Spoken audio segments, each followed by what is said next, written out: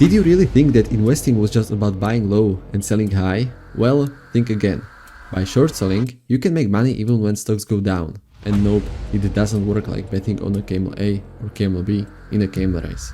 And yes, there is a camel racing. In today's world, nearly everyone knows you can make money by buying a stock and selling it later for higher price. Those who don't are likely stuck in ancient times, where your only problem was where to sleep, on a tree or in a cave. But not so many people know you can make money even if you believe a stock will drop. There are plenty of reasons for this belief, like when you know about some worm attack on an apple factory.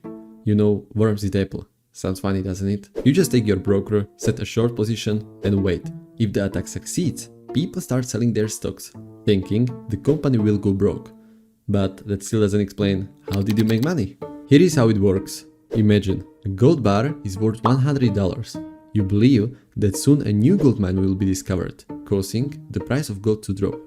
Since an asset's value is based on the supply and demand, you visit a gold store and propose a deal. You ask the store to lend you 10 gold bars worth $1,000, promising to return 15 gold bars in a few days. They agree because it sounds profitable, right? Then you go and immediately sell the borrowed gold bars for $1,000 in another store. And now boom, breaking news. New gold mine was discovered. People start selling their gold since new supply has been found. As a result, the price of one gold bar drops to $50. Now, you buy 15 gold bars for $750 and return them to the store. You've made a profit of $250. But how does this work with stocks? Exactly the same way. Your broker lends you the stocks you want to short.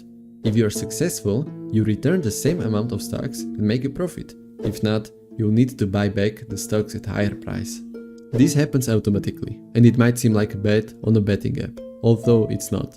Now, why would the broker do that if he always gets back the same amount of stocks? That's an easy question. For every trade, you need to pay a fee, so the broker always stays profitable.